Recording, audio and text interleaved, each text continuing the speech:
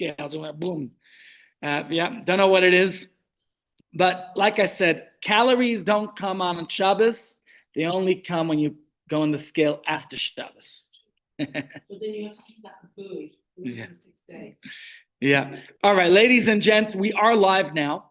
So I'm going to ask, as we always do, for the benefit of our online participants and for everybody who's here, that we'll limit the interruptions only to the times we ask questions. I know you have a question, unless it's urgent, God forbid somebody fell or hurt, just hold it in. You don't have to keep your hand up. It's going to hurt. I see it and it disrupts me too, gets me thinking that it's critical. So if it is critical, absolutely. But if it isn't, we'll get to you in a few minutes. Don't worry. Okay. So that's all. Let's talk today about a few things. So first of all, we have the upcoming Parsha, the Parsha we're reading this week, which is the portion of Devarim. And I thought we'll do a quick overview of the Parsha first. AI helped me with putting together our slides and did a pretty good job. Still took me some time to do it, obviously. But the discussion we're going to have today is finding meaning in hardship. And we're going to explore how to cope with destruction, exile, and renewal. And not really the portion of Devarim. I'm going to focus more on the Haftorah of Parshas Devarim. But still, I think it's relevant that we go through the Parsha and take a few lessons quickly from the Parsha and then move into the Haftorah this week, which is the Haftorah of Chazon, the vision of Isaiah the prophet. Okay, so let's first look at the Parsha. The Parsha this week is called Devarim. What does Devarim mean? Words. Not Devara, Devarim. Okay, now, is your name Rachel Devara? Rachel Devara? Okay, nice to know. Yes, and Devarim is also very relevant to Devara because Devara can be a bee, and a bee stings, but a bee also gives delicious, sweet honey. And the same thing could be with our words. Our words can sometimes really badly sting, but they could also be very sweet, depending how we use them. No, go ahead. We're on a roll. So would you say that it focuses on balance? Yeah, absolutely. Sure. So now, Moshe, in fact, with the portion starts of Elah Hadvarim, these are the words, and Moshe was a senior citizen. It was, some people complain that I speak for long. And if I'm going long, if you're getting tired, that's another important message, go for a walk. Don't try to distract the discussion. Okay. But the message here about Moshe, what was up? You see, now I lost track what I wanted to tell you. Moshe was a senior citizen, and Moshe now is speaking for 37 days because our Parsha starts off on the first of the month of Shevat, and Moshe passes away on the 7th of Adar, and he gives us final words, and he doesn't mind. He lets it go. He says, I'm an old man anyways. What are they going to do to me? Well, that's going to hurt. I could tell him as it is. So, are you allowed to do what? You're allowed to do it. The question is if people will listen. For most people who do that, which I sometimes do and then regret, and I think we all have to think about it, if eventually people aren't going to listen. And then what's the point? If you're just going to tell them as it is, and people just, like I said, the words can be sweet and the words can sting. And it's up to you how do you use it. So if you want the words to be impactful, if you want them to make a difference, then try to balance it, like you said. Yes, and you see that actually in Moshe's words. Moshe starts off the Parsha listing various places the Jewish people visited. And it's evident that Moshe took a Dale Carnegie course. Clive, were you the Dale Carnegie course instructor? Moses was one of your students. Didn't know you were that old, Clive. Canaan her. So Moshe, you'll notice, while he does reprimand, but he also knows that Clive taught the Dale Carnegie course, don't condemn, criticize, or complain, because nobody likes that. And if we criticize too much, people won't listen. And therefore, Moshe, you'll notice, he lists places the Jews visited that actually we never seen these geographic locations appear before. He talks about the place of Lavan and the Zahav, of whiteness and gold, and he's referencing incidents. He's referencing the incident of the manna that was white. He's referencing the golden calf. by just saying the place of gold. He doesn't have to go into detail. You know already what he's talking about, and therefore, he's just by referencing it, he's able to have the impact that it needed to on the people. We'll get there. So Moshe begins his repetition here of the Torah, hence, what's the English name for Devarim? Deuteronomy. It sounds more Greek to me. May as well just say Devarim. But Devarim, he repeats, he reviews, and it's important because, there's a Chinese proverb that they taught us in rabbi school. When you give a speech, some people think rabbis are repetitive, but they see you on your phone, they see you reading the newspaper in the middle of the sermon, they realize you didn't listen. Or when in one ear out the other. It's like all the New Year's resolutions go in one year out the other. So the rabbi has to repeat what he said. The Chinese proverb goes, when you're making a speech, first tell the people what you're going to say, then say it, and then tell them what you said. So that's Deuteronomy. Moshe is repeating, reviewing everything he said in the last 40 years of their journey in the wilderness. And so he assembled all the children of Israel. And that's another interesting thing we see. It says, L'chol b'nei Yisrael. Usually when Moshe is speaking to the Jewish people, it says Moshe spoke to the b'nei Yisrael. Here it says, L'chol, to all of. And maybe it's emphasizing, you'll see it numerous times throughout the book of Deuteronomy, he talks about everyone's the same. From the leaders to the tribal members, from the wood chopper to the water carrier, everybody's made of the same stuff. We're all created in God's image. Yes, it's true that your body has a head and your body has different limbs and organs, and some are more vital than others. But the truth is that if your little pinky hurts, the whole body is affected. And every single one of us has an effect on the other. And just like a military needs every single one of its members, from the Navy to the Air Force to the simple foot soldiers, and the same thing, a concert. Notice we have the Avram Fried concert coming up. I hope you booked tickets, that we made the most affordable. In Israel, I had to pay 200 shekel to go see Avram Fried. That's over 1,200 rand, and here we made it 180 rands. That's it.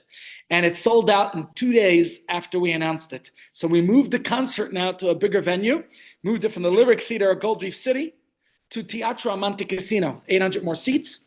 But I have no doubt that they're going to sell out in no time. Quick. So if you didn't book yet, make sure you book your tickets fast. It's well worth going to see Avram Fried. But why am I mentioning Avram Fried in concerts? Because every single instrument in the orchestra is important. And one is different than the other. And every single one of us is unique and indispensable to God's plan. Every one of us plays our role. Just a second. I don't know what's happened here to our chargers. Pardon? Now just leave it. He's a musician, but it's not relevant. Let's keep it focused. So, where were we going here? We were talking about their journey. It's 40 years since they left Egypt, and now it's the end of Moshe's life, and Moshe can't enter the land of Israel with them. And he has to tell them, he has to give them a little bit of reprimand. He's rebuking the people for their failings, for their shortcomings, for whatever iniquities they committed throughout those times. And so Moshe also cushions it. Another Dale Carnegie thing.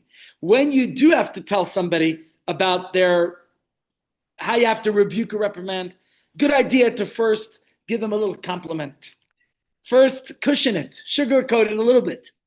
You don't have to sugarcoat it completely because you got to tell them the truth. You got it, right? But so Moshe also tells them to keep the Torah and observe the commandments because you're going to enter the land that God is giving you as an eternal heritage. And he talks about you're going to cross the river, the Jordan River, into the sea. And I'm going to talk about something at the end of the parsha in a moment. But let's just go through a few other points that Moshe mentions here. Moshe recalls his appointment of the judges and the magistrates to ease his burden of meeting out justice, of giving verdicts by himself. Again, he's teaching us the importance of delegation, that he himself at the moment wasn't adept at, but at accepting recommendations and advice from his father-in-law, Nachal. You know what they call fathers-in-law in Yiddish? Shver. So you wonder why they don't call mothers-in-law shverer. Oh, yeah. Now, my mother-in-law is brilliant. That's why we don't call them shverer. Jokes aside, but the point is that Moshe is recalling the various things that happened along the journey from Mount Sinai and all the different things that happened in the desert, the sending of the spies and the people's subsequent spurning the promised land. And Moshe tells them off a little bit about it. And even though they had, according to the Hasidic interpretation, good intentions, what was the good intention of not going into the promised land? Well, they felt that perhaps they're having a much better life in the desert. If you could stay on holiday the whole time, who wants to come back to work? You could go on holiday and sit at the beach and have a good time and relax. And for the Jewish people in the desert, they were on full-time holy day. What was so holy about their days? They had manna from heaven. They had the clouds of glory protecting them. They had Miriam's well. They had the pillar of fire. Their clothes grew with them. Everything was working out perfectly fine for them. Who needs otherwise? But this is the same debate you have today, and you'll find it again in the Parsha. We're going to get to you in a moment, unless it's an emergency. You don't need to hold the hand up. I see it.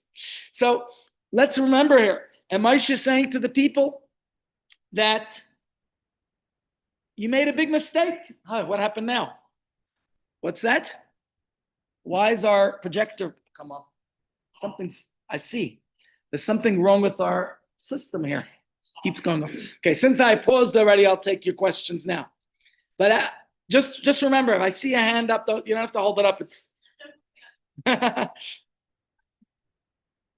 yeah.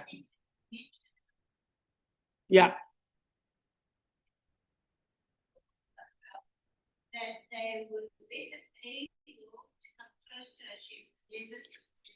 Oh, that's exactly what I'm explaining. Yeah. No, I'm giving the analogies. Yes, I'm giving the analogies. Absolutely. So the point is that they felt they were basking in spirituality in the desert. Who needs to go to the promised land? And today, the same thing. Maybe some of the draft dodgers feel the same. Why should I go to the Holy Land? Why should I serve in the military? I could sit and study in yeshiva all day. And indeed, there's something important about people studying in yeshiva. And maybe it's important that some people do stay and study in the yeshiva, no doubt. But I also know what goes on in yeshivas. I came from the yeshiva. Not everybody is the most astute, serious students. And I think more of them should be carrying the burden a little bit. But that's something we see later on, where the tribe of Reuven and Gad. And Moshe says, Hashem was angry about this. God didn't like it. You didn't trust. Moshe says, you go to a car dealership, or you go to, I don't know, you want to buy something somewhere, and they say, here, take the car for a test drive, or try out the product. And oftentimes, you know what you say? It's fine. You're so confident in your product, I'm okay, I accept it, because you see the confidence in the seller. Go, try it out, right? So Moshe was saying, you know why I sent the spies? I sent you guys because we're confident. God's blessing. God says he's giving us a land flowing with milk and honey with all the blessings. I said, okay, you want to go see it? I didn't expect that you're actually going to try to test God. I was expecting that you would say, of course, God came through with all his promises till now. Right? Did God not split the sea for you? Did God not provide you with all the blessings and all the miracles in the desert? Did God not strike the Egyptians with 10 mighty plagues? All the wonderful things that happened throughout the past 40-some years. So we don't trust God on the promised land. Of course, as General Montgomery said, the difficult we do immediately and the impossible takes a little bit longer. And so one of the commentaries say the mistake of the spies was not about instead of asking how could they conquer the land, they asked even if it's conquerable.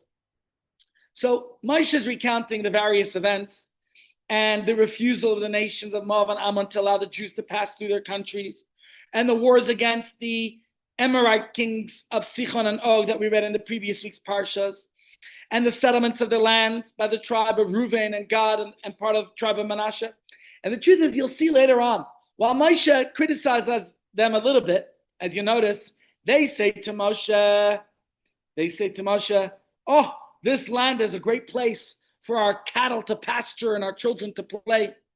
And Moshe reverses it to them. First he says, Ha'achechem, your brothers will go fight and you're going to stay back and relax. And when they came along and said, no, we too will engage in battle with you. So Moshe accepted it, but turned around and says, okay, but make sure he changes the order. It's a great place for your children and your cattle. Put your children, your family first. Then your business matters. But you'll notice something else at the end of the parsha, at the end of the book of Devarim, in V'zot HaBracha. Moshe compliments these tribes.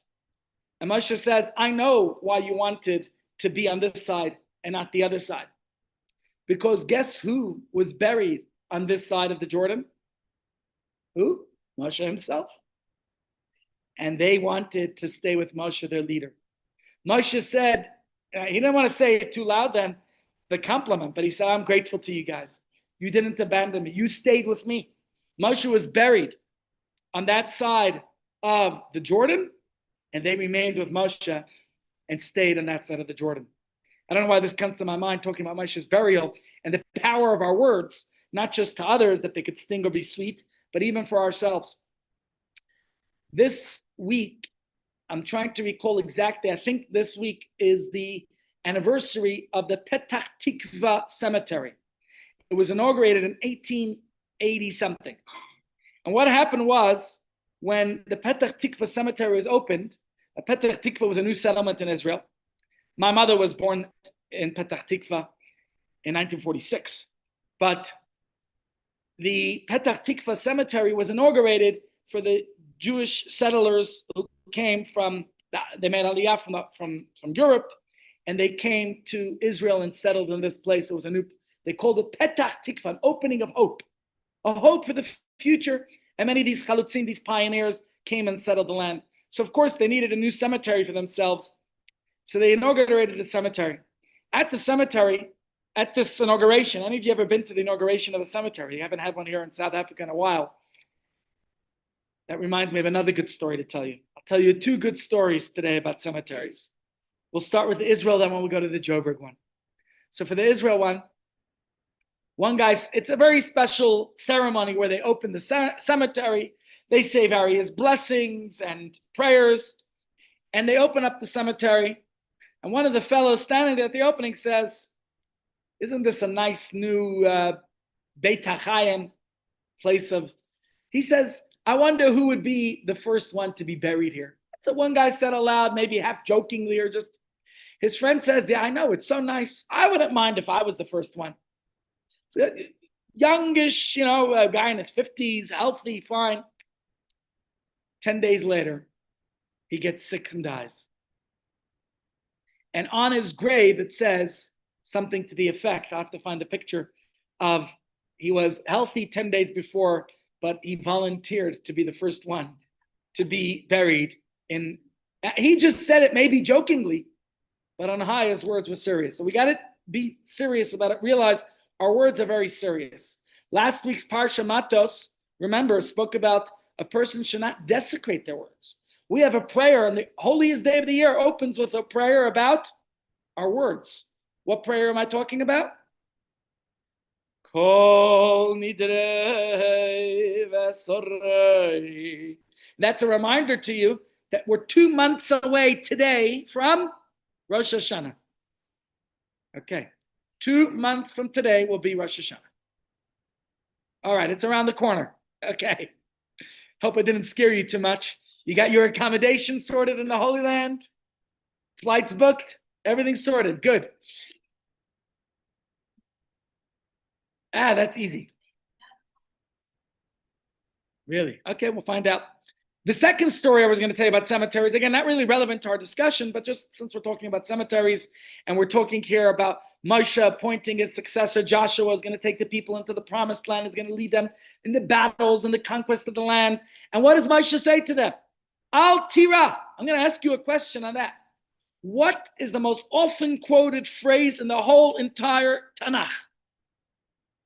Hint, I just told you. Al Tira, do not fear. People oftentimes think, believe in one God, love your neighbor. Those are all important mitzvahs. And I'm not saying that one mitzvah is more important than another. I was asking a simple question. What instruction, what commandment is the most often quoted in the entire Torah? It's not Shema Yisrael.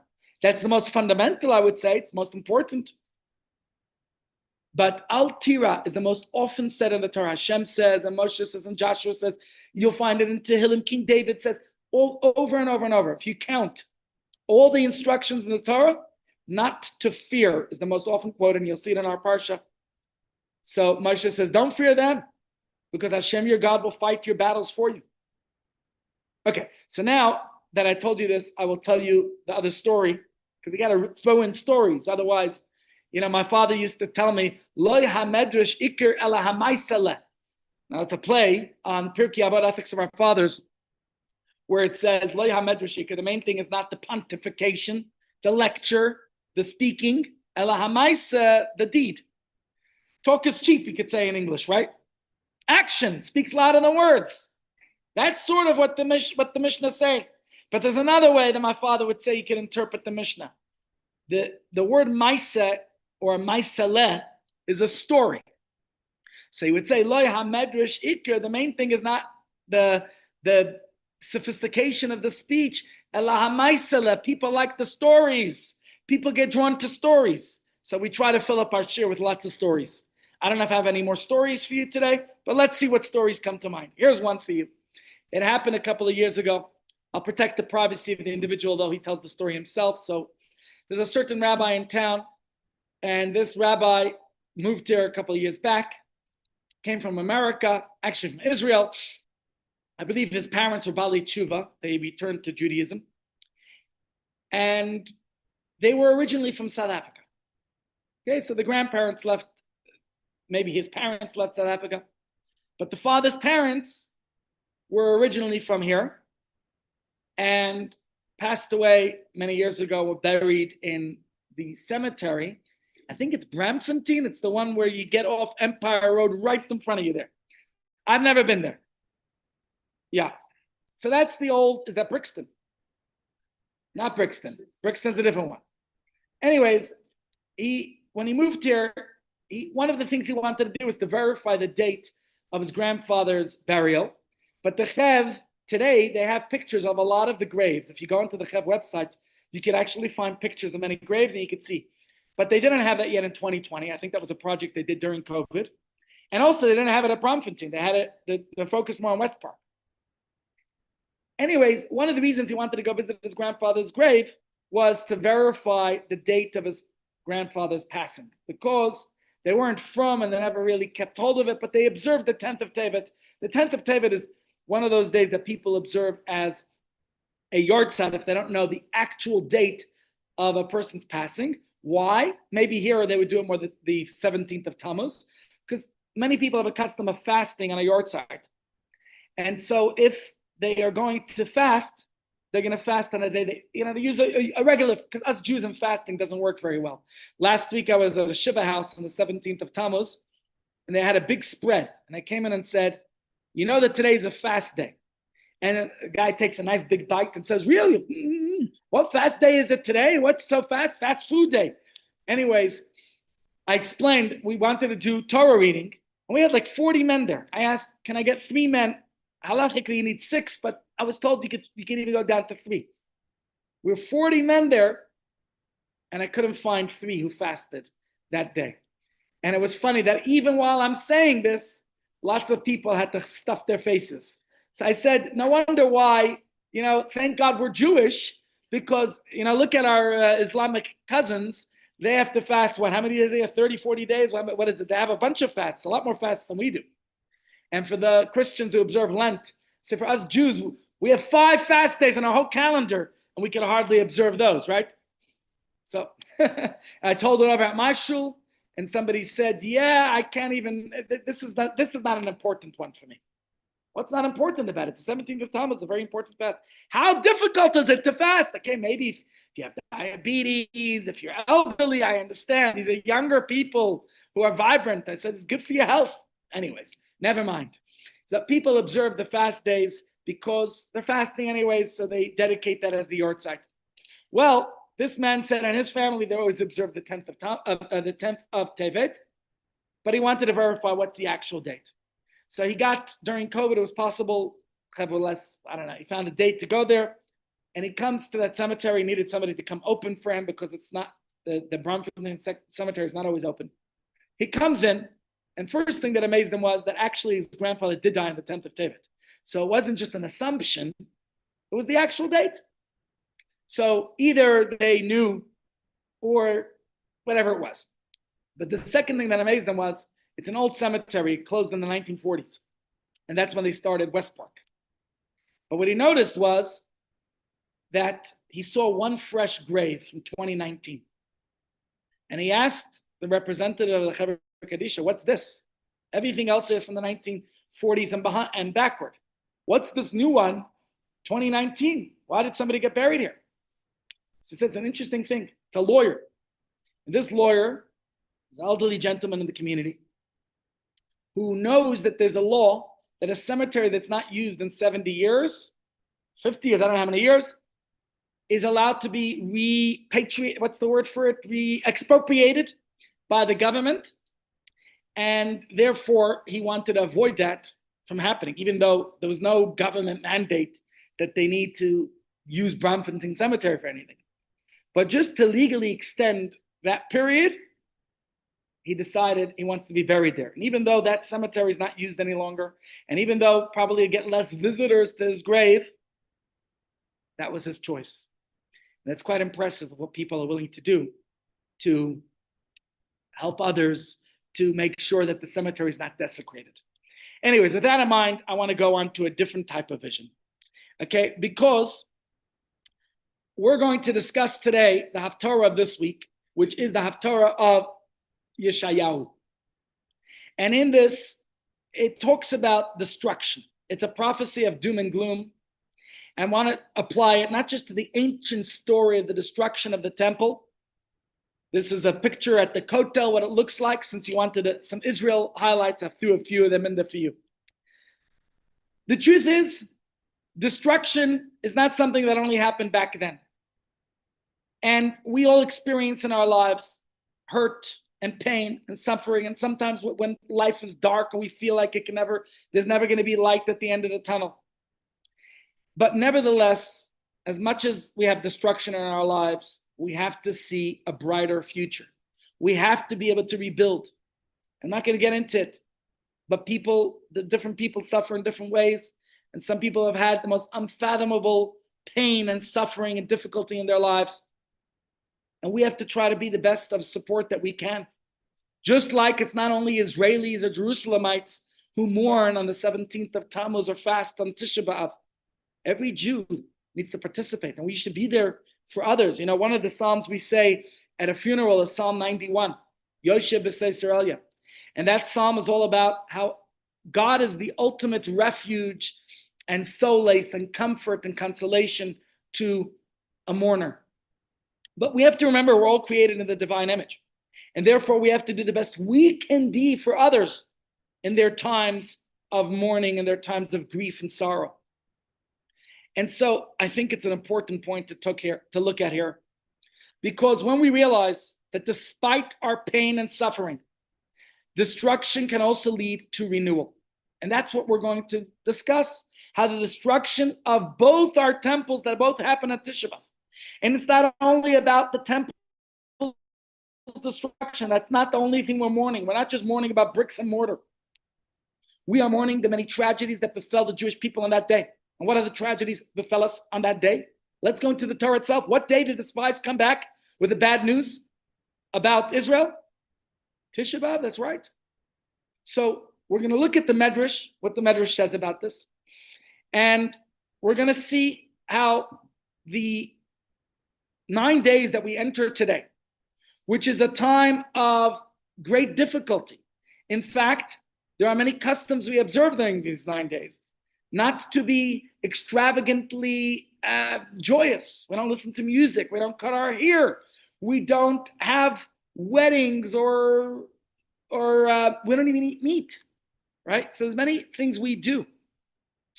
And the prophet Isaiah, as we're going to look at the text, that I included the text here today, I had a little bit more time to prepare this on holiday.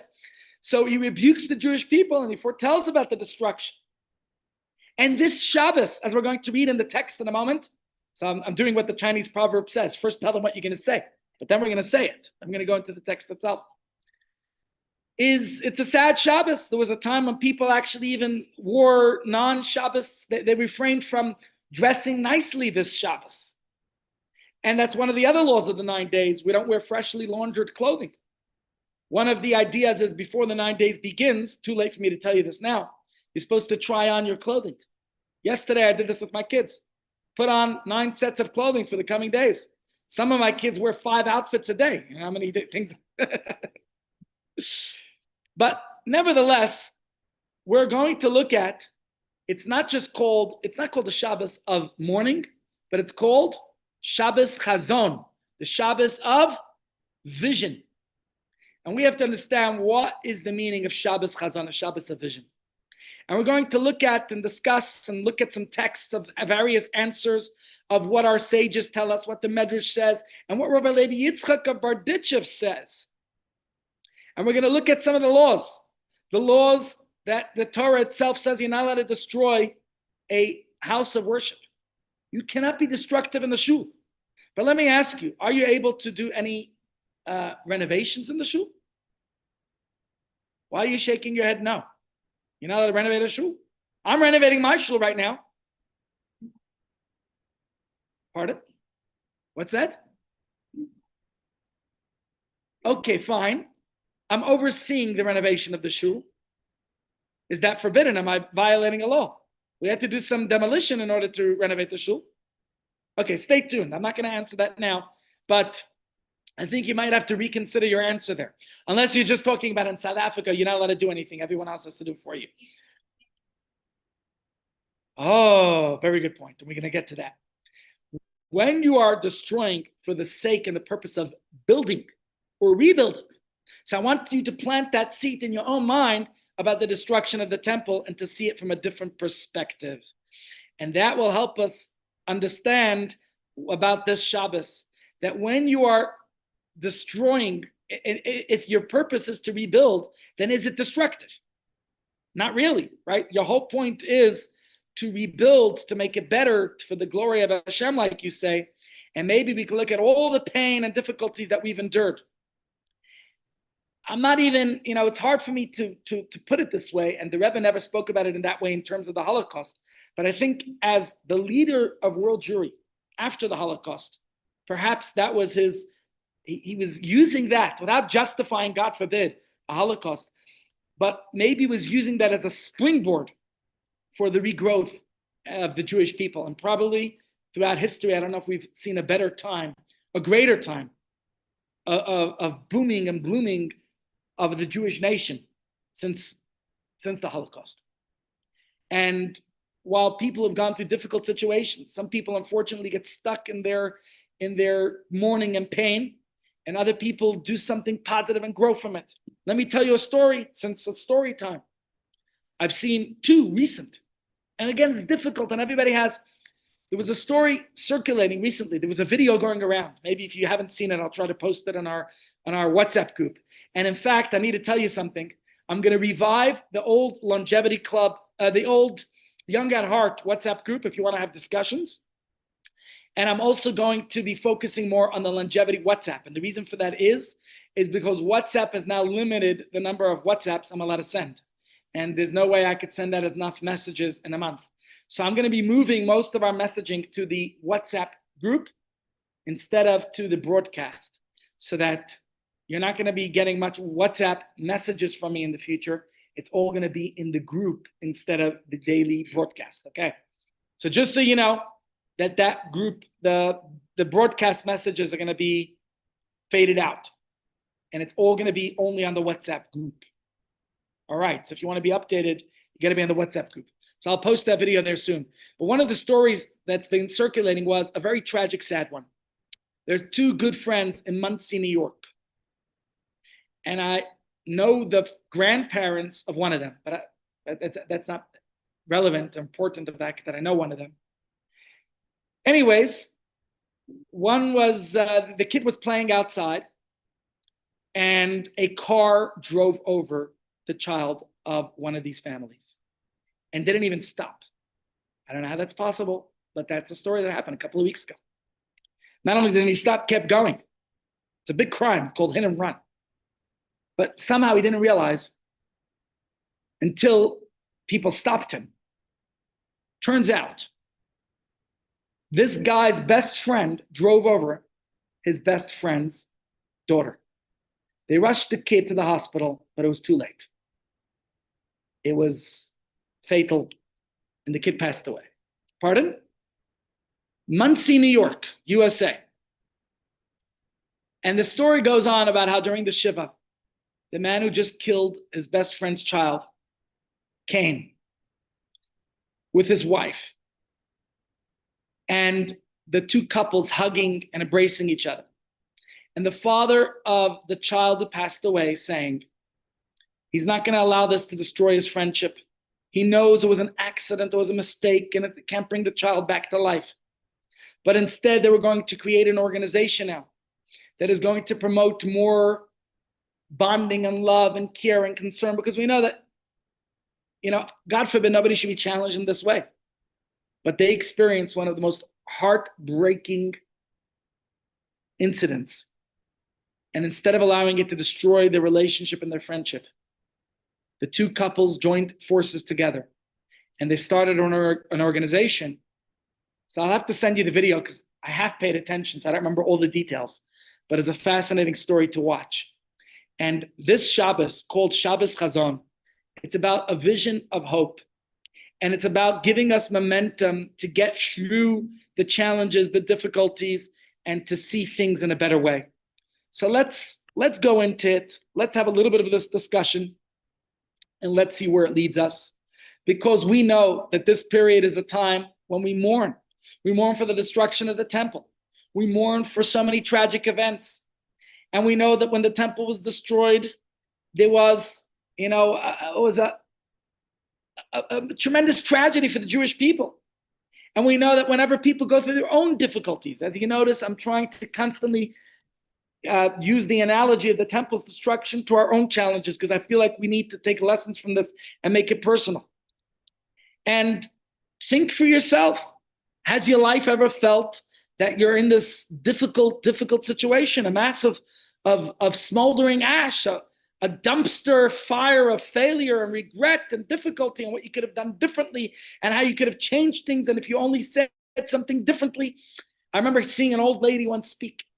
She was a Holocaust survivor. And this old woman told a story. She related that her parents were rounded up already. And she wound up being the one to look after her younger brother because the parents were already rounded up and gone. Who knows what happened to them? She doesn't know. And now she and her brother wound up on a train. They were being sent to one of the camps. And the little brother was being a bissel shlemazel, I don't know what to call it. Imagine a kid who has no parents, has an older sister looking after him.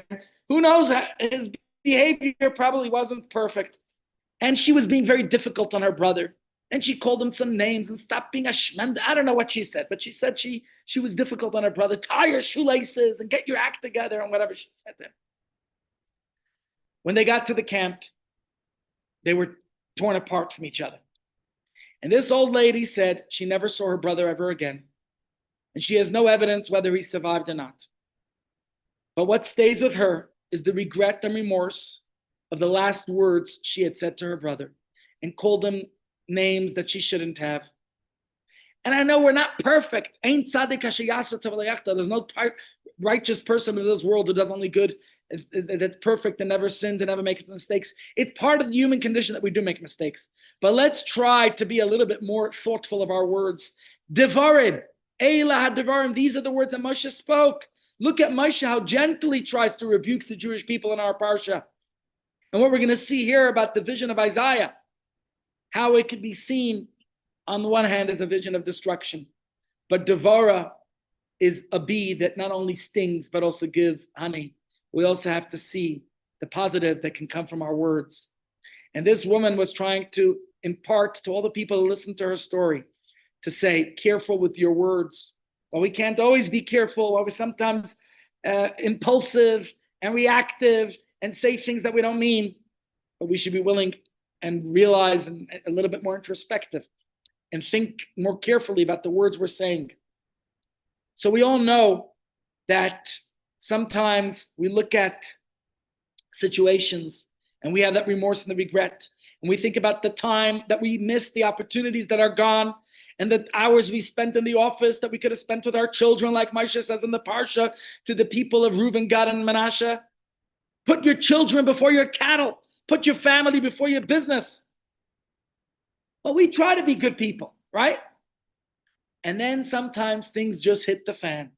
Your best efforts to keep things going and everybody happy backfires, and your spouse gets annoyed at you, and your boss wants to fire you, and your kids are upset with you, and your friend thinks that you're a jerk because you didn't have time for them. You know what I'm saying?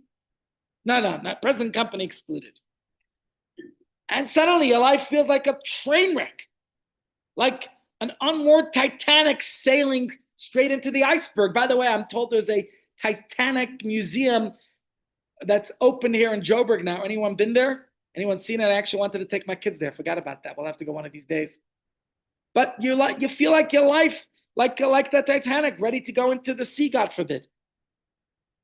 Or maybe it's already crashed long ago. What's the meaning of this? Do we have to be depressed and upset? And is there no way out of this? And sadly, in our community, as a member of Hatzalah, I could tell you I'm seeing too many tragic events. I'm talking about people, suicides, or people are taking their lives. We've had too many recently. People have to know it's never too late. Not to despair, not to be despondent. Don't give up, no matter how bad things get. And people think, is God picking on them again? Should they lose their hope? Should they panic? Should they say goodbye to everything because there's no hope? Or, my friends, as we're going to discuss today, Chazon Yeshayahu, the vision of Isaiah that we say this Shabbos, maybe there is a rope that you could grab onto and try to put things back together again. Maybe. Don't give up. So let's look at this epic vision of Isaiah the prophet. Let's look at the story of the destruction of our temple and all the tragedies that came with it. And let's see how it's not just a vision of doom and gloom. How, in fact, this Shabbos Chazon, Shabbos of vision, which obviously comes from the Haftarah this week. I'm going to look here what it says in Shulchan Aruch. And while it's a what's the right word to use for this? A morose, a lugubrious, a melancholy, a depressing kind of description that the prophet Isaiah gives us, in which he rebukes the Jewish people and foretells the destruction of Jerusalem. Right? It's the third of the three haftarahs of rebuke that we read during these 3 weeks between the 17th of Tammuz and Tisha B'Av. As it says in Shulchan Aruch right here, starting from the 17th of Tammuz, we begin to read these 3 haftarahs that are called Shlosha or Gimel de Parnusa, which means the 3 haftarahs of rebuke. And indeed, the vision of Isaiah certainly sees a very painful one. And he comes down with this fire and brimstone onto the Jewish people, and he admonishes them with quite harsh terms. Do you want to read through some of it? Should we look at it? Chazon Yeshayahu ben up the vision of Isaiah, the son of Amos, Asher Chazal Yehuda b'Yerushalayim, which he saw concerning Judah and Jerusalem. Bimei Uziyahu, in the days of Uziyahu, Yotam, Achaz, Yechizkiyahu, Malchi Yehuda, the kings of Judah. Shimu Shamayim, look at his words. Hear, O heavens, the Ha'azina Eretz, and give ear, O earth. Very powerful, soul-stirring words as he says this. Ki Hashem diber, for Hashem has spoken. Banim gidalti v'remamti v'hem pashubi, like a parent speaking of their children, he says, I've raised these children and exalted them, yet they've come and rebelled against me. Some parents feel that way about their kids. As the prophet himself says here, Yoda shor konehu, an ox knows its owner, v'chamar avus ba'alav, and a donkey knows its master's crib. Yisrael lo yada, ami lo hisbonon, but Israel does not know, Israel does not consider. Look at these stinging words from the prophet. He says, Hoi goy choite, woe to a sinful nation, am keved avain, a people heavy with iniquity. I think Ram Emanuel thinks he's the new Isaiah prophet, if you heard his speech in Jerusalem, in Tel Aviv last week. Zera Mareim bani mashchisim, a people heavy with iniquity, azvu as Hashem, they've abandoned God, he says, they forsook God. Niatzus Kedosh Yisrael, he describes how they've been corrupted, they provoked the Holy One, and Nazaru Achar, they drew backwards. Why are you beaten when you still continue to rebel? Kol roish l'chali v'cholevav davoi. As he describes here, every head is afflicted with illness, and every heart with malaise. From the sole of the foot until the head, there is no soundness. As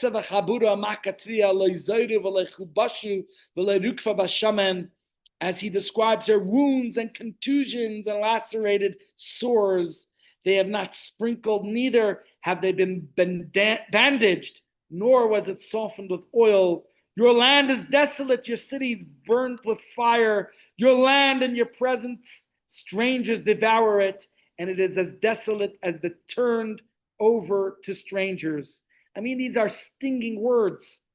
And by the way, you'll notice something else.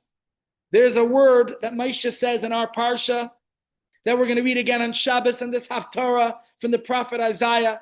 And we're going to read again next week on Tisha B'Av. Hopefully we'll read it in Jerusalem only as a remembrance of the time that was, as we'll be in a better place. But what word is going to appear these 3 times? Anyone want to take a guess? In our parsha, Moshe says about the Jewish people, how was I able to carry you alone? Your burdens and your problems. And then the prophet Isaiah, in this Haftarah, he continues and describes Jerusalem. I just gave you a sampling here. He says, how Jerusalem has become like a harlot. And then we read Lamentations, Jeremiah describing alas,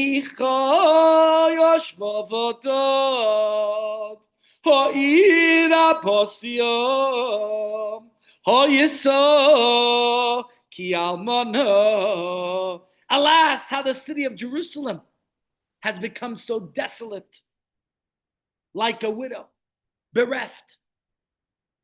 We read these words, Eicha. But the Hasidic masters, as I'm going to show you throughout today's discussion, they show you how you could turn the Eicha, the sadness, into something a little bit more joyous.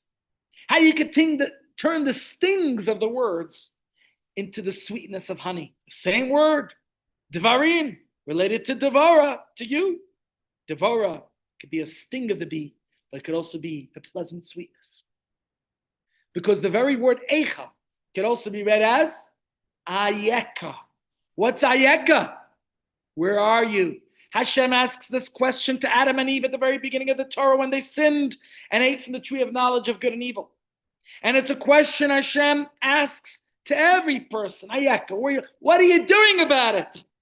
Not just to look at Eicha, the lamentation, the sadness, but Ayeka, where are you in this? What difference are you making? How are you doing something about it? And so the Haftarah matches the mood of the day, because we're the Shabbos before Tisha B'Av.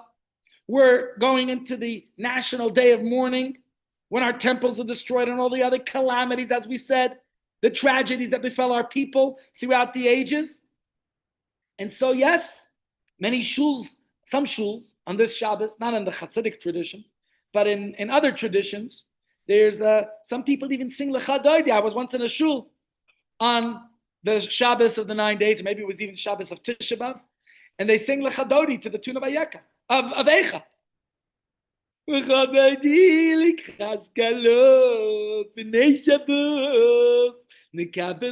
Shabbos is not a time for sadness. So on Shabbos, we're going to sing something more joyous. But some people do that. You know, there's an old joke as to why in the Megillah Purim they put a little bit of Eicha. You notice in the Megillah, just a more joyous tune. But there's a point in the Megillah on Purim, the happiest day of the calendar, where there's a little bit of sadness thrown in, where it talks about we throw in a little bit of the Eicha tune, to make them them happy. Because some people are only happy with sadness. Anyways, no, none of those jokes here today. I'm going to share with you another interesting custom. It says here in Minhage Maharak, this is an Austrian or Hungarian rabbi, and he describes, his name was Rabbi Isaac Turner, and he gives us the customs of his community. And he says that in their community, again, wherever they were, in Austria or Hungary, where they had a custom to adjust their Shabbos clothes on this Shabbos by not going into typical Shabbos clothing. You know, we wear a kapata and a nice white shirt. In their community, no, they would not dress Shabbos to demonstrate a small sign of mourning. Don't do that. That's not what we're going to do.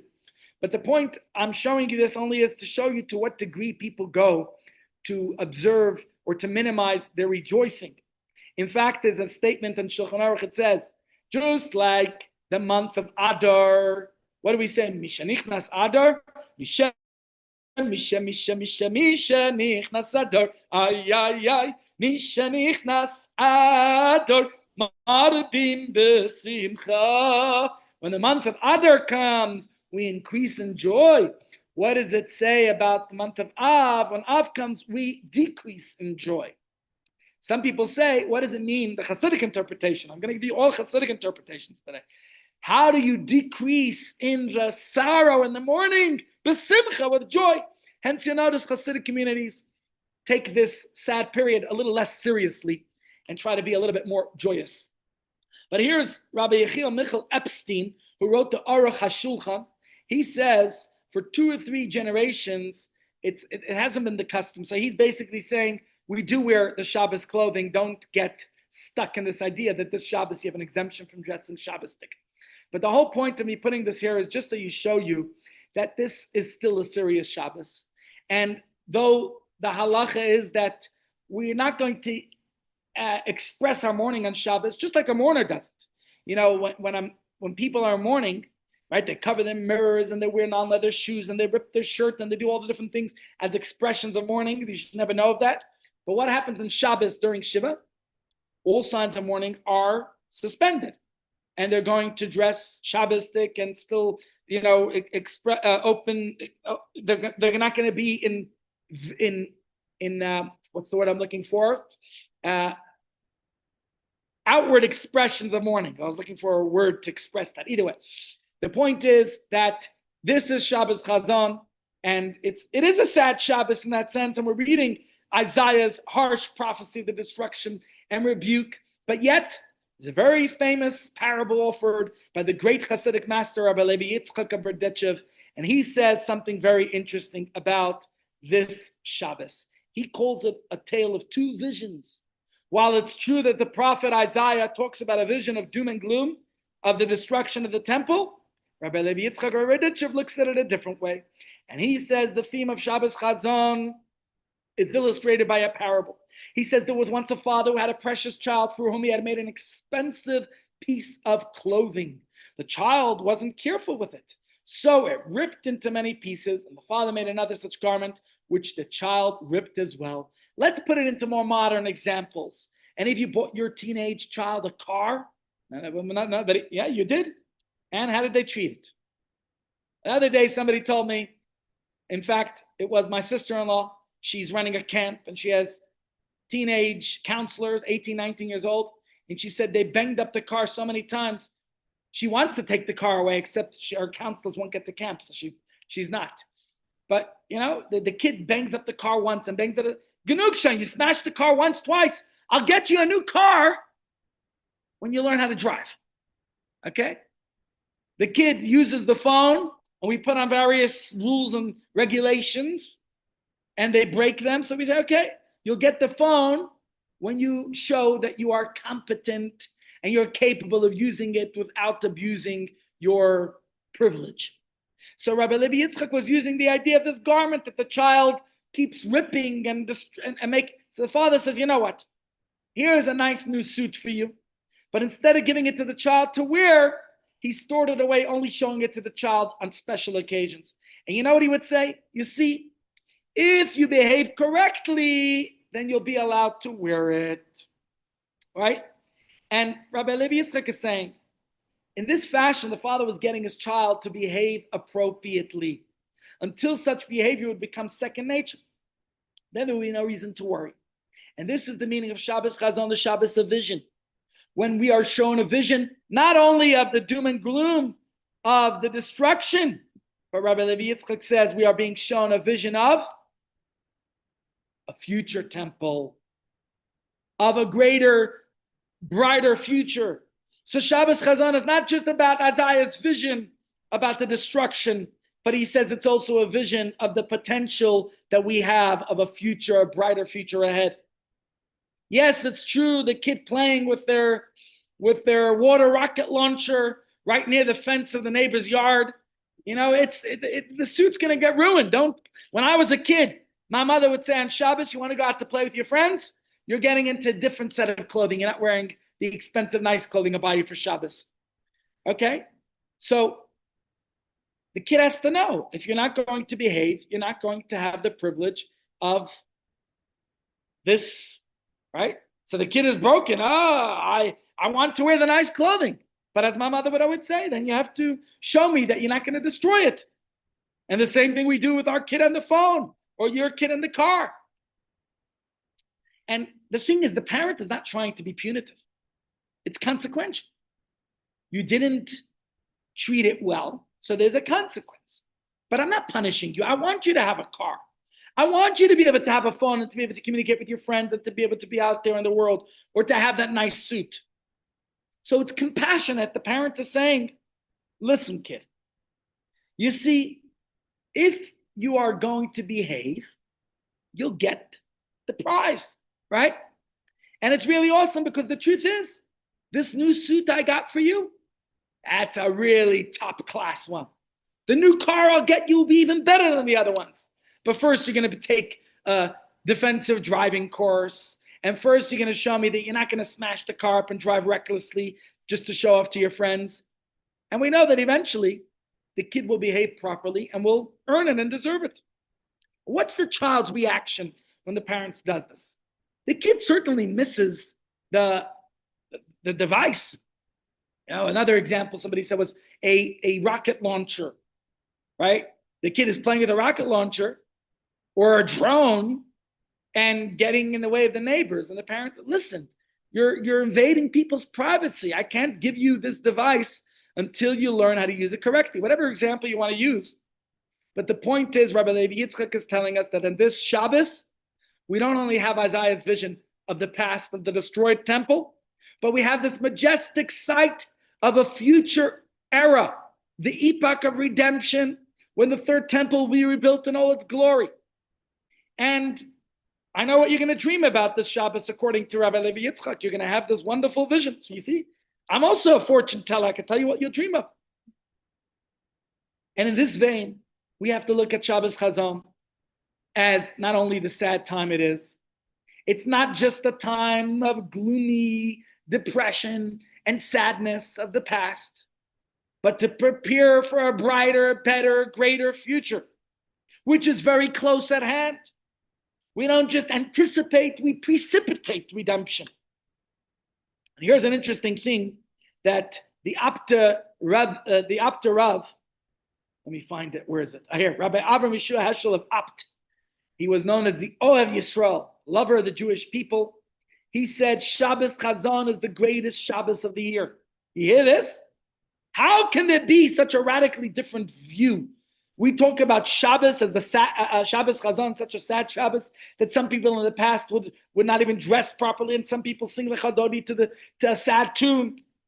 Here you're talking about a Shabbos, Isaiah's vision of destruction, and yet some of the great rabbis looked at it, the greatest Shabbos of the year, a Shabbos, and we see the future temple.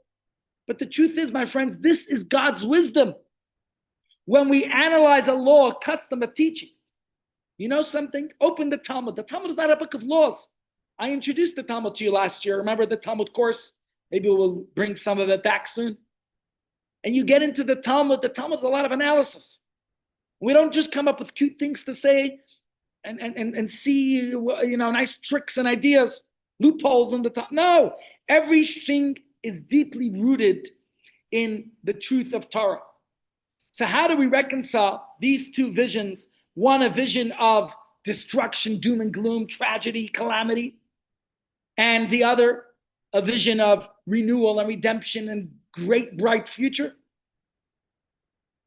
Take your pick. Which one would you like it to be? Well, you know the old story I used to tell? I haven't told it in a while, so it's worth repeating. Fellow comes to the rabbi says, I got a butterfly in my hand, Rabbi. Is it alive or is it dead? So which one is it? The man thinks to himself, this kid, he says, I'll say to the rabbi, if the rabbi says it's alive, I'll smash it and kill it. If the rabbi says it's dead, I'll open up my hand and let it fly. So you know what the rabbi said to him? The answer's in your hands. And that's what's for us too. So we have to understand the meaning of this Shabbos. We call it Shabbos Chazon, a Shabbos of vision. But which vision is it? Let's understand which vision it is. Because in contrast to the Hasidic masters are referring to the Shabbos, a Shabbos of hope. And we have to reconcile. How do we reconcile the opposing views of Shabbos Chazon? That meant to put a question mark there. Is Yom Kippur? Yom Kippur is actually happy to begin with, because Yom Kippur is a day that we're forgiven for our sins. Yom Kippur is a day that it's a happy day. It's a serious day, but it's also a very happy day, because on Yom Kippur, we know that we are being atoned. We're being pardoned. What could be happier than that? Now let me ask you a question.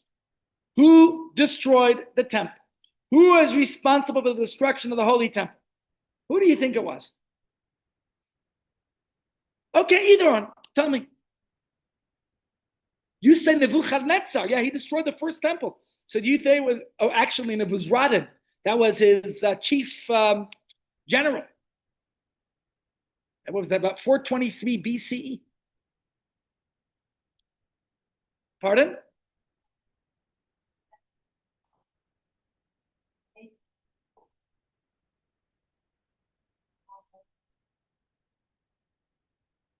Okay, that's another good answer. Who destroyed the second temple?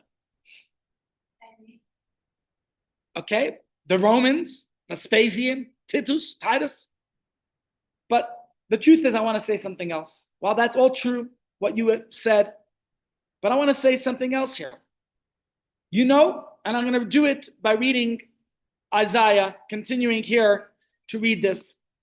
The Torah actually tells us, while it's true that Nebuchadnezzar and his time of Vespasian and Titus, they did their part in the destruction, bringing the temple down.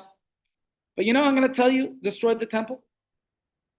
Let's read this prophecy, and you're going to see something very interesting. Sure. Yeah, that's what the Rebbetzin saying too. Yeah, but ultimately, who destroyed the temple?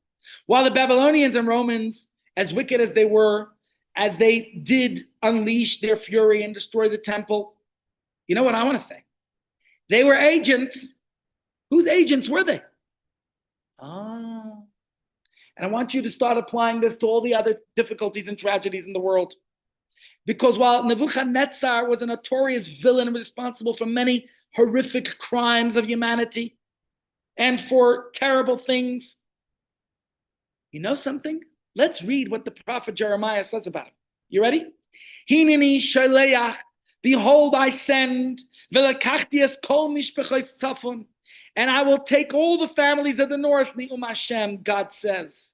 Vel Nebuchadnezzar melech Bavel Avdi, And Nebuchadnezzar, the king of Babylon, Avdi, my servant,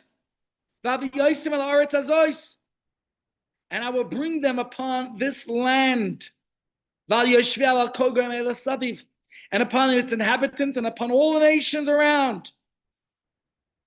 V'hacharamtim v'samtim l'shama v'lishreka u'lecharvais olam, and I will destroy them and make them for a desolation and for a hissing and for perpetual ruins. Okay, let me ask you a question. What stood out to you in this context of Jeremiah about the destruction, how fierce and terrible it was? But something in this, did something stand out to you? What does God call Nebuchadnezzar? His servant. The Nebuchadnezzar Melech Bavel Avdi. Nebuchadnezzar, the king of Babylon, my servant. God seems to call him, he's God's agent, right? And the message to us is it's all part of a divine plan. And this is something we have to know. That while there was destruction, Isaiah saw the destruction and foretold it to the people. But yet, he also tells the people that the destroyer was God's agent. My servant, he says. And that's a very important message to us. When I ask you who is responsible for the destruction of the Holy Temple, while it's true that the Romans and Babylonians respectively destroyed the second and first temples, but the truth is, my friends, we have to see that there is another way of seeing this all, that it's not only about doom and gloom, but it's part of a divine plan. And everything God does, called David Rahmana, Letav Avid, everything God does is for the good. How can we say that's good? A serious problem here. We have 613 commandments in the Torah, right? And one of the commandments in the Torah, as I said to you before, is that you're not allowed to destroy, to desecrate a house of worship. So if you're not allowed to destroy God's holy place, the holy temple, and in fact, let me show you what it says here. Hold on, right here. I got too many slides I made. Here you have a law. It's forbidden to destroy the temple or synagogues or houses of study. So based on this law, what's going on here? How was the temple allowed to be destroyed? And the truth is, I gave you the answer before when I asked you the question originally. I'm going to take questions in a moment. I have to finish my train of thought first. So I want to go to another teaching here. Rambam says when it demolishes a single stone from the altar or any part of the temple building or the floor of the temple courtyard between the entrance hall and the altar with a destructive intent is worthy of lashes, as the verse says. V'nitatztem es mizbechoisam, you shall destroy their altars. Lo tasu ken Hashem Elokeichem, but you should not do so to Hashem your God. So hold on a second. I got a big question for you, my friends, because we're getting to the punchline here in a moment. Don't we say that everything God tells us to do? You know, some parents, what do? We tell our kids certain things, but listen to what I say, not what I do. So one more, I have to give you another interesting teaching from the Medrash, and then I will open the floor for your questions or comments. The Medrash says the traits of God are different than the traits of human beings. A human being instructs others while he does nothing. God is different. What he does, he instructs the Jewish people to do and to guard. So if God tells us that we're not allowed to destroy the temple or any small part of it, then how does it make sense that God let Nebuchadnezzar, and God calls him my agent, my servant, to destroy the temple? How could that be?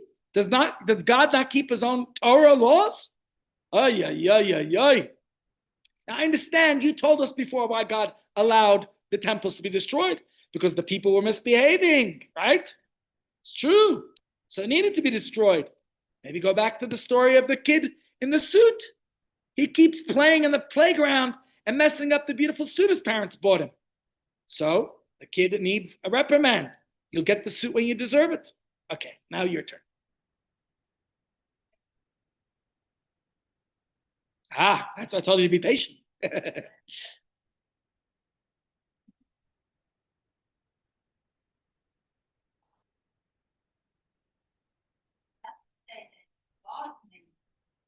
Okay, good point. But if God keeps the commandments he tells us, then God has to keep it. So the point, of course, is we have to realize what gives us hope during these difficult times. And I'm hoping, my hope, pun intended, is that this gives everybody hope. That a vision, we have to have a better vision, even when we're going through hardships and difficulties and struggles and challenges. And so what can we see that where we're going, that the journey becomes bearable? And the vision of the temple is not just a dream, it's a promise. So let's look further here beyond. I want to give you another interesting point here. And this is from the Medrash Eicha Rabbah. Eicha, of course, is Jeremiah's Lamentations. And it says here, Mizmar L'Asaf, a song of Asaph, O God, nations have come into your heritage. They have defiled your holy temple. They have made Jerusalem into heaps. Shouldn't the verse have said a weeping of Asaph? Why does it say a wail of Asaph? A lament of Asaph? Why does it say a song of Asaph? Does that make sense to you? Why would you say a song if we're talking about the temple's destruction? Says the Medrash, this is analogous to a king who built a nuptial home for his child, for his son, and had it beautifully plastered and laid and decorated. And then his son strayed off to an evil lifestyle. So the king came to the nuptial canopy, tore down the tapestries, broke the rails. The prince's tutor took a flute and began to play. Those who saw him asked, the king is overturning the nuptial canopy of his son, and you sit and sing? Huh? What was that song? What was that story of the fiddling? Come on, Rome burn? Huh? Not Fiddler on the Roof. Yeah, Nero fiddled while Rome burned. Does it make sense? Says the Medrash, the tutor said, I'm singing because the king overturned the son nuptial canopy and did not vent his wrath upon his child himself. Because the king could have easily been angered at his child. So too, Asaph was asked, God destroyed the temple and sanctuary, and you sing. You know what he answered? I'm singing because God vented his wrath upon the wood and stone of the temple, but not upon Israel themselves. And of course, I think this idea, this parable, shares with us this profound silver lining of the temple's destruction. That God vent his anger on the bricks and mortar, the wood of the temple, instead of us. But how do we understand this? Doesn't God keep his own Torah? If you're not allowed to destroy the temple, how does God destroy it? And of course, I always like to share with you not only the Hasidic teachings of the great Hasidic masters, as we went through today, Rabbi Levi Yitzchak Berditchev, and even the Apter who preceded him, but I also want to share with you a teaching of the Rebbe based on the Medrash. So let's first look at the Medrash. The Medrash says, Rav said, a lion arose under the constellation Lion. What constellation is Lion? When is Libra? Huh? Leo, sorry. When is Leo? In July Now, okay. So now during the month of Av. Says the Medrash, a lion arose under the constellation of Lion and destroyed the lion of God. A lion arose refers to Nebuchadnezzar, of whom the verse says, a lion has come up from the thicket. Under the constellation of Lion refers to the 5th month, the month of Av, when the zodiac sign is the lion, when the city Jerusalem was exiled. We're not talking about 5th month of May, because the Jewish calendar starts the month of Nisan. Nisan, Iyar, Sivan, Tammuz, Av. Now, Av, which is around July, August, is the month of Leo. And destroy the lion of God refers to Ariel. Ariel is another name for Jerusalem, the city where King David lived. All this took place so that the lion will come in the future during the constellation Lion and rebuild the lion of God. A lion will come, says the Medrash. This refers to God, as the verse says, a lion has roared, who will not fear? The Lord God has spoken. During the constellation Lion refers to the month of Av, for the verse says, and I will turn their mourning into joy and rebuild the lion of God, as the verse says, God is the builder of Jerusalem, Bayne Yerushalayim Hashem, Nidche Yisrael Chanes, he will gather the outcasts of Israel. So what's with all these lions, my friends? Right? Was it just a cute lion mashup that kind of just works out? What's all this lioning? Or is there some kind of deeper significance to the fact that everything perfectly aligns in this theme? Now, I don't know how many of you recognize this building. We'll have to get to that building in a moment. But what do you say? I want to finish up, so I'm not going to let, we're just going to be very concise and quick. Yeah, it's true. Roaring and rising lion, both of them. But the point here is, when God destroyed the temple, the truth is, it wasn't to ruin us. God is not the kind of parent who just wants to hurt their child, like I'm sure no parent wants to hurt their child. But rather, as the Medrash says here, so that a lion will come in the future and rebuild it. Somehow, in a way, in a way, our mortal minds can wrap our heads around. The destruction of the temple was actually part of a divine, global, multi-generational process, bringing the Jewish people to another greater temple that would eventually stand in its place. And that's what the Medrash is saying.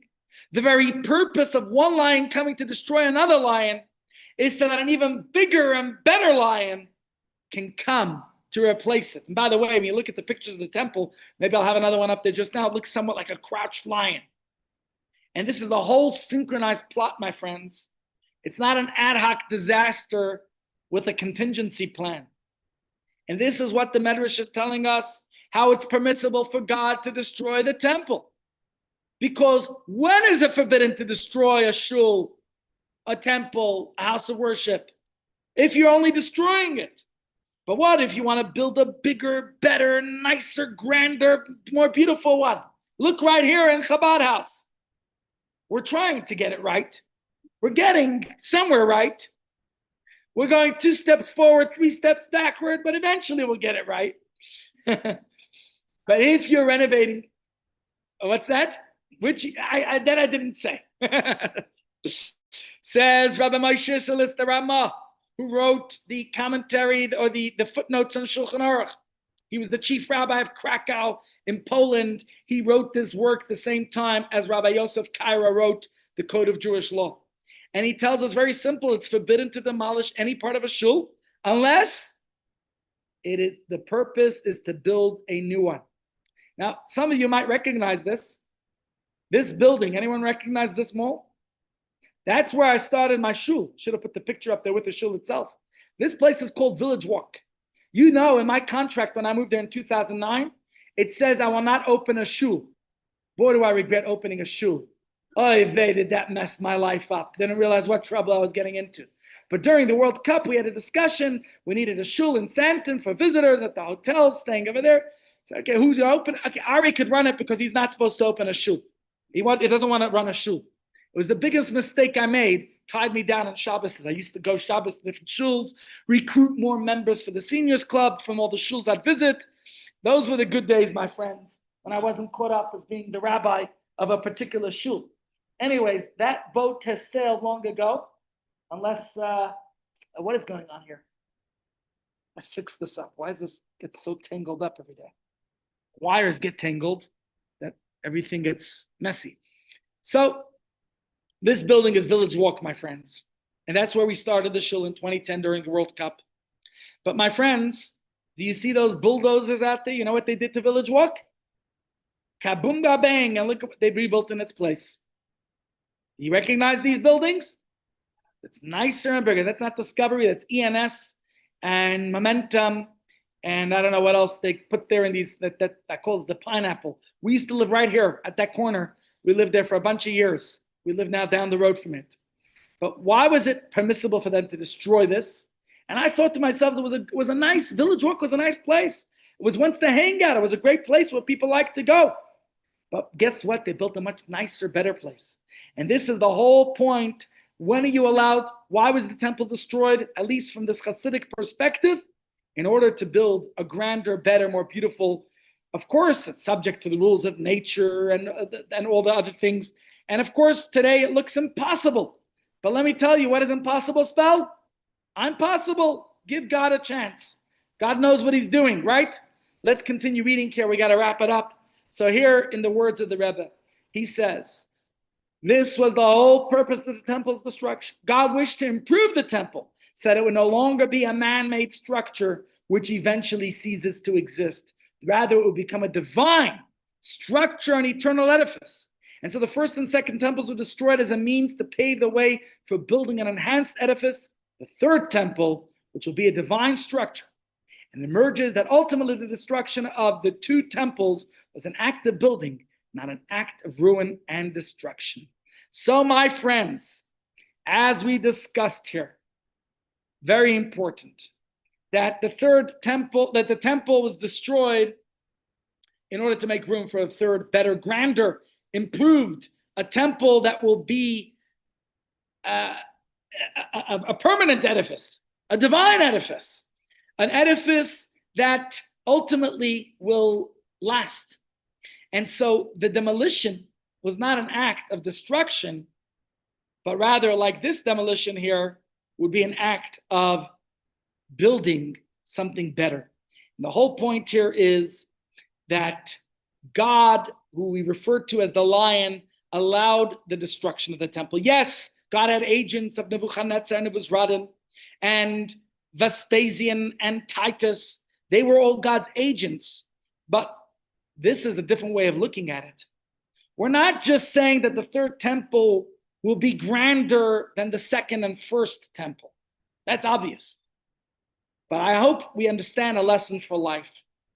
And a lesson that's relevant to ourselves as well is that ultimately much better things will come about in our lives. Okay? And the whole point here is that there are better times coming ahead. The temple was destroyed how many years ago? 56 years. Or 2026 now. If you're watching this in the future, we'll be long into redemption. You'll be able to look back and laugh. But when Mashiach finally comes, and there'll be a much better temple rebuilt, and you'll be able to look back at exile and look at all the problems and tragedies and difficulties and say, oi, less oi and more joy. But right now, everything seems like a big train wreck, doesn't it? I want to turn that around a little bit because this week is Shabbos Chazon. And as we said, we have to look at things differently. We can't just say, right now it's depressing. Maybe one day will be better. No, you have to make it better. You have to see it better. So we can't just see the destruction of the temple as a ruin, but we have to see how it is an opportunity to rebuild and to improve and to renovate and to remodel. And hopefully we can see the same for our own pain and difficulty and suffering as a stepping stone to a much greater, brighter, better future. Because as we said, when is it permitted to knock down? Only if you're going to build something much better, right? Then you're not only allowed to, but it's a good thing because you want this place to be more senior friendly. You want that nobody should, God forbid, slip and fall and get hurt. We don't want any of that. So we have to build better and stronger, right? Well, my friends, let's look at another story in the Talmud of Rav Ashi. Let's look at this. Rav Ashi says he saw the cracks in the synagogue of the town of Mata Machasia, and he demolished it. And he then brought his bed there to the building site to prevent any delays in construction. Because, my shul was supposed to take 5 months to renovate. Now we're a year and 5 months later, and it's still not done. These bloody contractors. So you know what, this is what Rav Ashi did, which I'm not willing to do. I'm sorry. Rav Ashi was better than me. You know what Rav Ashi did? He moved his bed to the construction site and said, I'm sleeping here till you get the job done. They didn't want him on the case. He was pinching them constantly, so they got the work done. So my friends, what's the point? If halacha doesn't allow for a lag between demolition and the reconstruction, right? You need to get the things moving. So what's taking him so long already, right? 1,956 years. Oy Vezmir. We need to see this construction, this renovation project moved on. And my friends, we have to realize we are getting closer to redemption. There are better times coming. Sometimes it's difficult for us to see them. Sometimes we see the prophecies right before our eyes. But I want to conclude with one or two more stories from the Talmud. Let's look at this one. Here is a story, the Medrash says, a fascinating episode that took place when the temple was being destroyed. This is the story. The Gemara says a man was plowing when his cow suddenly called out. You know what the cow's favorite prayer is? Musaf. Oh, and since we had the lion on before, you know what the lion's favorite food on Pesach is? Maror, you're good. So the Gemara tells the story. An Arab was passing by and heard the cow talking. I'm sure the cow said moo. So he said, Jew, Jew, unyoke your cow, free the stake of your plow, for your holy temple has now been destroyed. Oy. People who understand cow's language. If only every time I heard the cow say moo and I understood what it was saying. This guy, this Arab, understood the cow's language. He said, Jew, Jew, I hear your temple's destroyed. But then the cow loud a second time. And what did the Arab say this time? Jew, Jew, yoke your cow, reset the stake of your plow, for your Redeemer has now been born. What's going on here, my friends? A Jew, an Arab, a cow. What is this? Some kind of joke? Bad joke. A Jew, an Arab, and cow walk into the bar. Bartender says, what is this, a joke? Anyways, not at all. The Rebbe is telling us here something profound. I'm not the Rebbe, the Medrash, but I want to share with you the way the Rebbe looks at the story, because the Rebbe sees a beautiful message and lesson. Because think of it like this movie, this film, and the story is developing. And now we're reaching the end. When Mashiach comes, and we're able to see the big picture. And at the end of the movie, you look back and say, now it all makes sense. Says the Rebbe, the destruction of the temple, the redemption, the rebuilding of the temple are not separated by a lapse. Rather, immediately when the temple was destroyed, right away, the beginning of redemption arrived, and physically there was already, the Redeemer was born. What does this mean? I want you to think for a moment about a planted seed, where what happens to that seed when it's placed and planted in the ground? It rots away. It decomposes, right? But what happens? What's going on there? There's a whole process that's leading to a beautiful fruit that is going to come out, that's going to emerge from that seed. If you just left that seed not planted in the ground, would it ever be able to transform into a tree or in your little flower pot? Is it ever going to become anything? No. It would just continue being a seed, like most of the seeds that we throw out every day. But realize that when that seed was placed in the ground, it loses its form. It's true. I mean, I don't know. I've never been under there, but so I'm told there's a process. What is that process called? What's the process of the seed decomposition? Germination. All right. It's somehow changing. Is that a diminishment of its existence, of its purpose?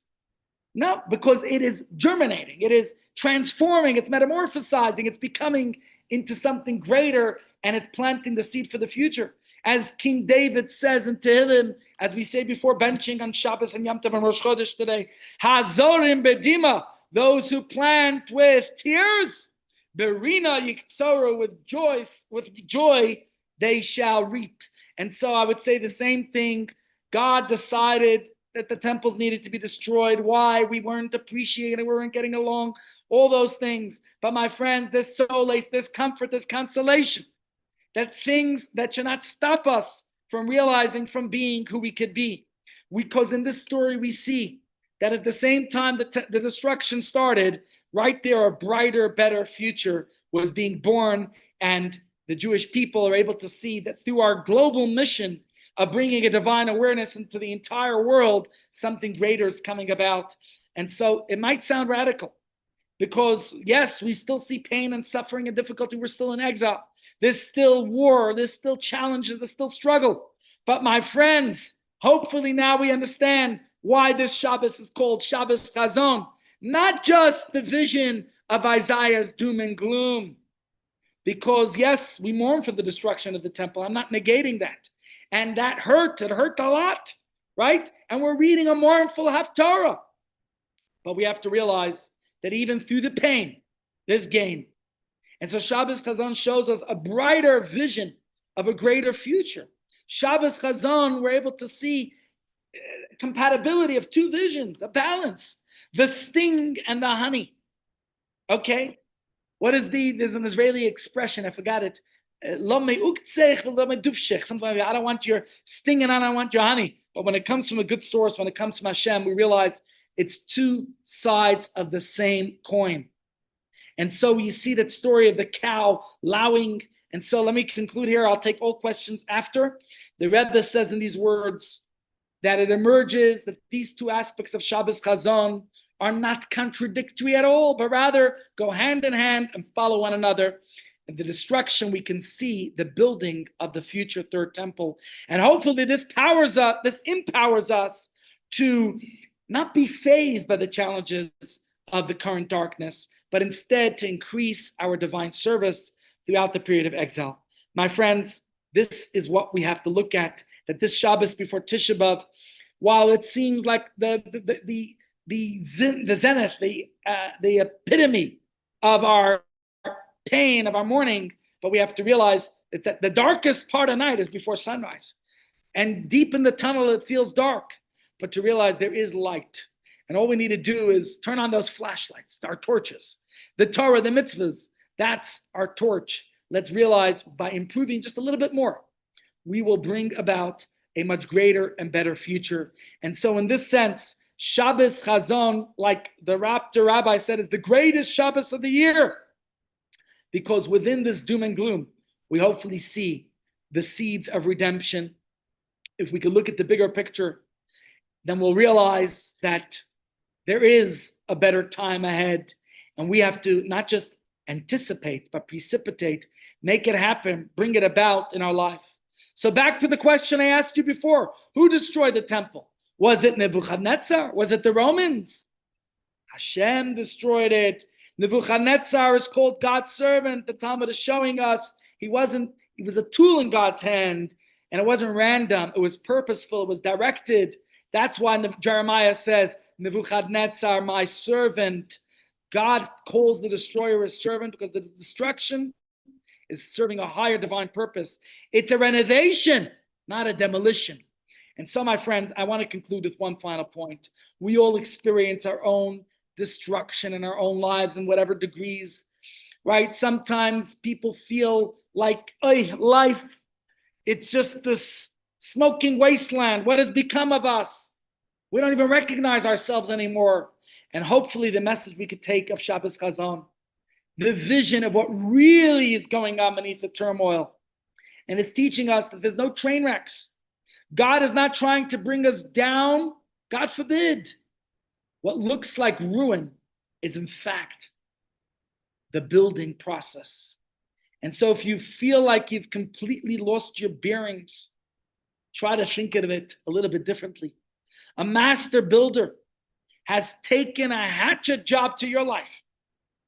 And for whatever reason, God has determined that your life as you know it is not good enough.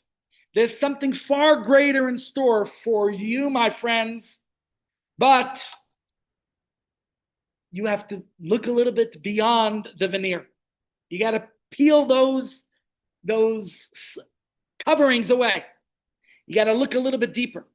And then you'll discover through faith and maturity of spirit that perhaps there's something greater that's awaiting. There's a much better, brighter future. And that's what we're looking towards. And that's what we're looking for.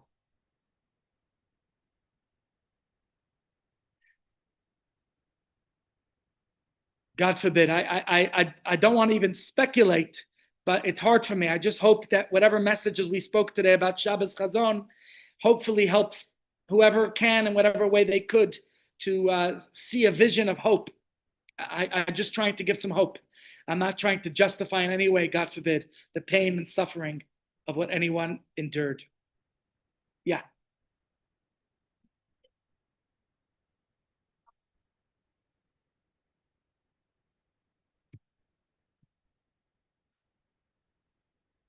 We're not going to do a whole scientific lesson here, please.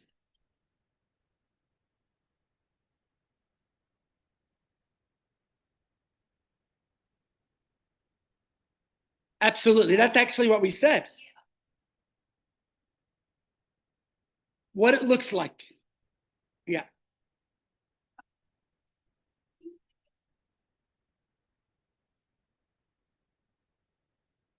So the analogy is that is us.